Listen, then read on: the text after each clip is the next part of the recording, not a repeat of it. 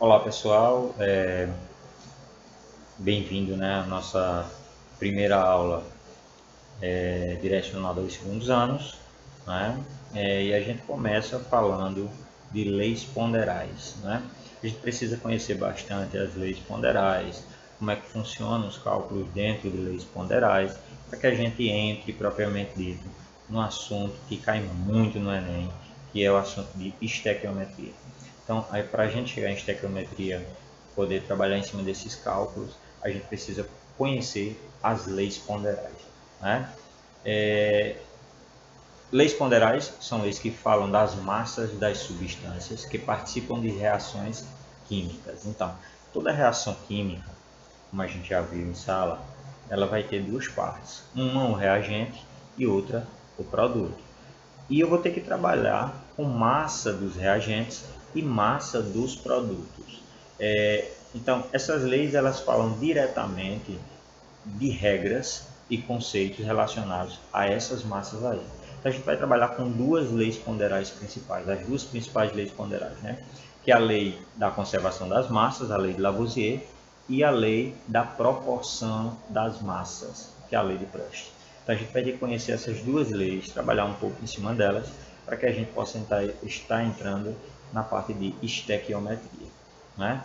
A primeira delas é a lei da conservação das massas. Quem nunca ouviu falar aquele ditado que diz no universo nada se cria, nada se perde, tudo se transforma, não é? Então isso é uma fala muito famosa que acho que todo estudante, desde estudando ciências, já ouviram falar disso daí. Ela trata basicamente da lei da conservação das massas, a lei de Lavoisier, né? A lei de Lavoisier é uma lei que diz o seguinte: tudo que tem no reagente tem que estar no produto, não é? Pode haver uma transformação, a substância ela pode se transformar, mas tudo que está no reagente tem que estar no produto. Então, o hidrogênio não pode sumir, um oxigênio não pode sumir, não é? Um carbono não pode sumir, não é? Tem que estar lá presente, de alguma forma, mesmo que transformada. Então, por isso que fala que nada se cria, nada se perde, tudo se transforma, não é? A massa de um recipiente fechado, após ocorrer dentro dele uma reação química, é sempre a massa igual à massa inicial, não é? Então, a gente tem aqui um exemplo, ó. Água, eu tenho 18 gramas de água. Lembrando que aqui ó, a primeira parte da equação química ela é o reagente, a segunda parte da equação química ela é o produto. Eu posso ter 2 reagentes, 3 reagentes, 4 reagentes, dando origem ou se transformando em 2 reagentes, 2 produtos, 3 produtos, 4 produtos. Isso vai depender muito da equação química, isso vai ser muito relacionado com a equação química. Então a gente colocou um exemplo bem simples aqui, né? A água, né? 18 gramas de água, né? É o reagente, é a primeira parte da equação química, que é formada a partir de 2 gramas do gás hidrogênio mais 16 gramas de gás oxigênio. Então, se a gente somar o produto, vocês vão observar que é a mesma massa do reagente. Essa é a lei da conservação das massas, né? O que eu tenho no reagente, eu tenho que ter no produto, ok? A lei de Lavoisier, ainda falando da lei de Lavoisier, aqui eu vou ter outro exemplo para vocês aqui, outra experiência. Eu tenho aqui uma experiência relacionada ao CO2, o gás carbônico, né? Eu tenho 3 gramas de carbono. Com mais 8 gramas de oxigênio, eu vou ter 11 gramas de gás carbônico. Ou seja, o gás carbônico nem é o carbono nem o oxigênio, é o CO2. É uma substância transformada. Eu peguei o carbono, peguei o oxigênio, reagi e aí eu tenho o gás carbônico, o CO2.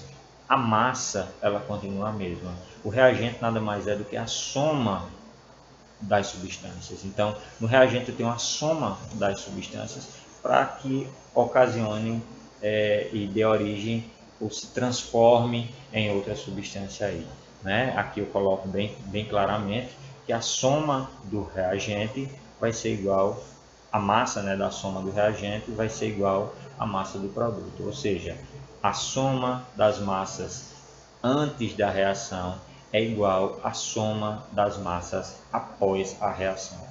Isso é a lei de Lavoisier, a lei da conservação das massas, né? Acompanha comigo aí.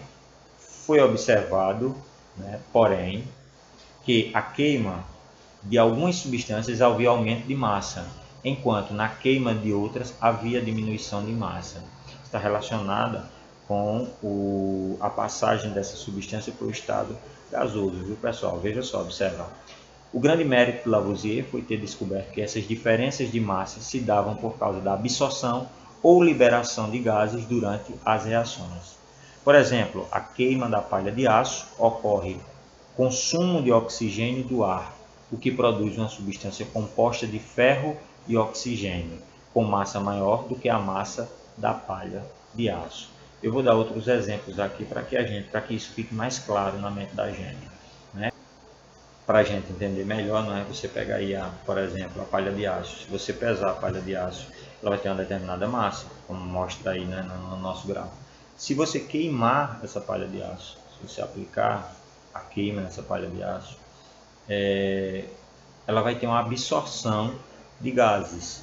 Essa absorção de gases vai dar origem ao óxido de ferro, não é? E por isso que essa absorção ela vai fazer com que a palha de aço ela tenha um peso superior.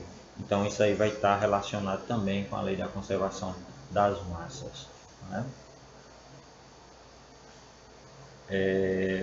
Aí ainda em se tratando dessa lei aí, como eu falei para vocês, você tem ferro, você tem o consumo, a queima do oxigênio, né? Toda combustão ela tem o consumo de oxigênio, óbvio a gente não tem combustão sem oxigênio. Após essa combustão, você tem a absorção desses gases pela palha de aço, por isso que ela pesa, ela vai apresentar um peso maior após queimada, né? Que é devidamente relacionado ao óxido de ferro, certo? A outra lei é a lei da proporção das massas, ou a lei da proporção da massa, né? A lei de Proust. Né? Temos a lei da conservação das massas e a lei da proporção das massas. Né? A composição química das substâncias compostas é sempre constante, não importa a sua origem. Então, basicamente, em resumo, é o seguinte: se eu tenho um reagente e tenho produto, se eu dobrar o reagente, automaticamente eu dobro o produto.